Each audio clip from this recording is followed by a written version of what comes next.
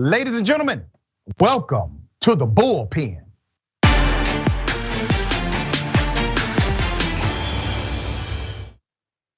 In the Bullpen today, my dear brother from another mother, politically misguided, yes, Shelley Wynter, 95.5 WSB, radio superstar and noted conservative. Shelley, good day, welcome.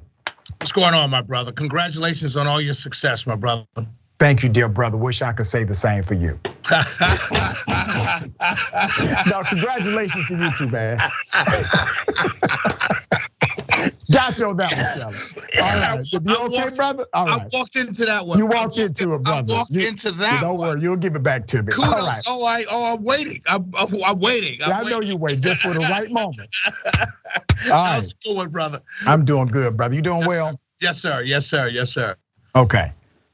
Shelley and our friends, most who watch the program are aware that he is on the right, I'm on the left, naturally. We're gonna talk about the Tyre Nichols killing, what this means for policing, and specifically, what should this mean for police reform? Because according to Republicans, it shouldn't mean much of anything. I don't want to assume what you believe about the sentiment of police reform and the killing of Tyre Nichols. So if you would, sir, give us your sentiment and I will then opine. I think we're all on the same page on this from the standpoint of this was a disgusting act. It was thugs, animal behavior by animals and thugs. Whether the fact that they're cops, police officers made it that much worse. But I mean, this is sickening what we saw.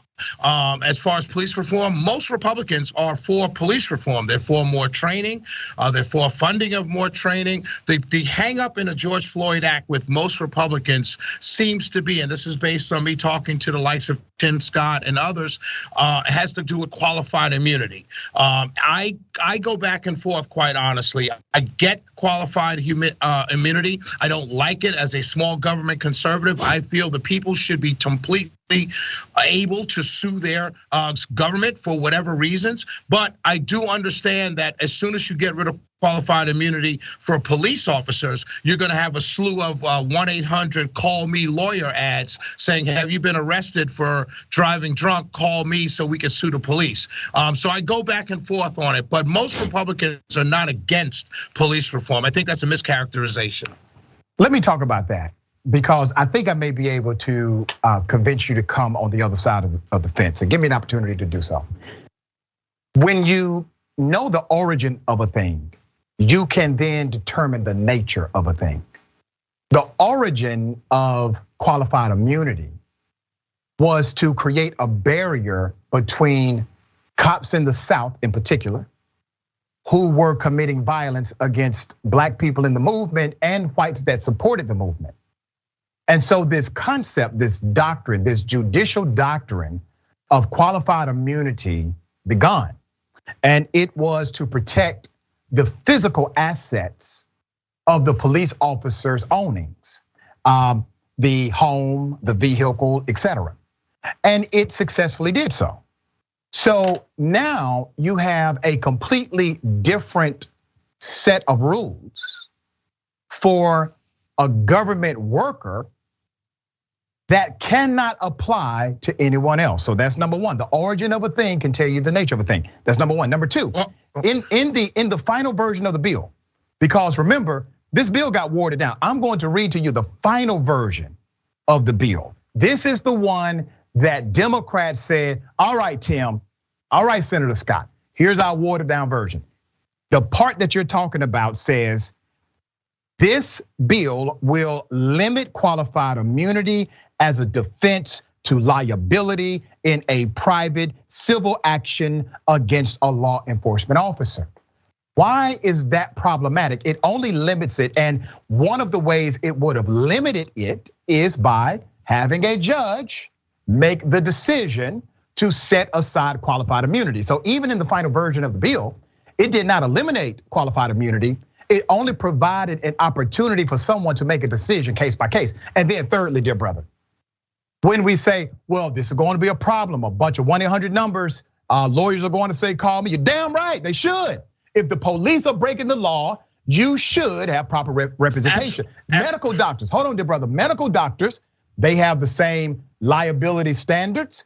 They're a licensed profession. Psychiatrists, same liability standards. They are a licensed profession. So why can't cops have that same standard, dear brother? Because when I go to a doctor, my dear brother, I'm going to the doctor. The doctor's not dragging me away and I'm kicking and screaming, not wanting to. No one wants to be arrested, my dear brother. Most people who get arrested don't want to be arrested. So there's going to be an interaction between the officer and the person being arrested by virtue of the fact that most people don't want to be arrested. But I gotta hold on, I'll let you talk. So the other part of it is Clarence Thomas, of all people, the person that you guys call names, is the one who is pushing loudly about qualified immunity. And he's pushing back against it. Forget the origin of a thing, because I know everything from your standpoint goes back to slavery, racism, or white supremacy. But no, the fact not everything, hold on, but Clarence Thomas doesn't like qualified immunity. And the reason why most conservatives don't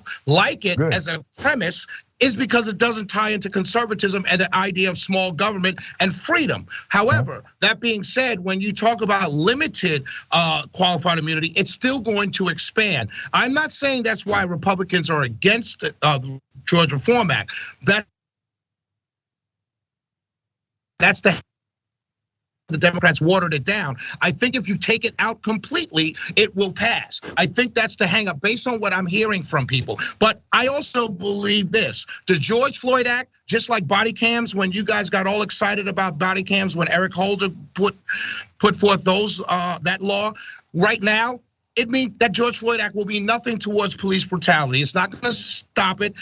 Bad police are gonna still be bad police. You'll be able to get paid off of it because you'll be a newly minted lawyer. So you'll be able to collect $1 million settlement out of it, but it's not gonna change anything. Bad police are bad police. We need to get rid of them completely. All right, so let me respond to that. Number one, this is an industry standard. If you want to get rid of bad actors within a particular industry, you have to enact new rules and you have to enforce them. Or you have to dogmatically enforce the rules that you have not enforced. There's a cultural dynamic that has to transform in order for your conclusion to even happen. So that's one. Let me go back to a dynamic connected to police reform in America. You're right on the sentiment that the vast majority of Republicans, Republican voters in particular, are for police reform. As a matter of fact, 96% of Americans are for some level of police reform. It is the one item, one of the very few items, where everybody is pretty much in agreement that reform needs to take place. However, the police unions don't want reform.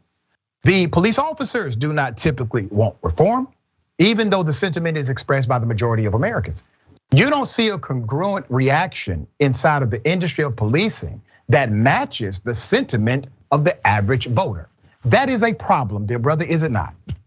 Of course it is. Of course it is. We pay their salaries, so of course it is a problem. But I think we can get to police reform if we can have a normal conversation around it and not, I would say, Republicanize or demonize the teams of negotiating. So let's do this. We only got 1 minute. I think we'll get to police reform. All right, we got 1 minute left. So out of the George Floyd Act, the Policing and Accountability Act, aside from the qualified immunity standard, which by the way has a lot of ambiguity, different ways you can do it, case by case basis, et cetera. We know it doesn't eliminate qualified immunity, it's still there. Set that aside. Do you have a problem with anything else in the bill? Not really. The only thing is the list, the master list of that, the database. I think that's one of the most transparent things about the bill. Go ahead. I love that part of the bill. My problem is I want it to only be when an officer is actually found guilty or found punishable by grand jury, judge, whatever. I don't want it to be a list of officers who've been accused by some perp that he beat him up in a jail cell one time and now he's in some database. That's my only concern. I know what databases look like when they start off with all good intentions, and this is a good intention. I love the database idea. I just want to make sure it doesn't tie up accusations and mix accusations up with actual behavior. Wait a minute, that's my brother. Only thing. Okay, so here's my response to that. Because I know 99% of all police officers are good people. All right, so hell no, I definitely don't believe 99%. Number one, but let me make it very clear.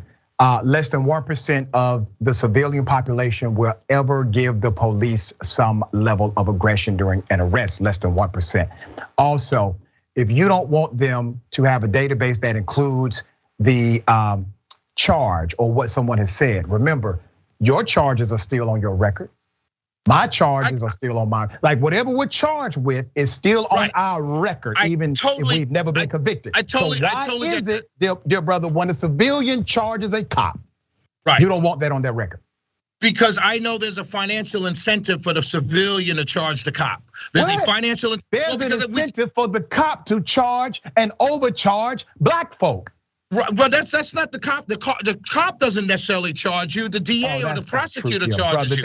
You know that. You know that. When I go, the ability to create the charging docket from the go. And when I go to court and I say, yes, Your Honor, what's it? Oh, you're fined $200. I pay the $200 and I keep it moving. It's off my thing. I'm just saying that's my only problem. I'm not saying I'm against this. I'm saying that's my only issue. All right. They can see your background. I want to see theirs. I appreciate you, dear brother. Thank you for coming on the show. Yes, sir. My brother. Love you, brother. Love you back, man.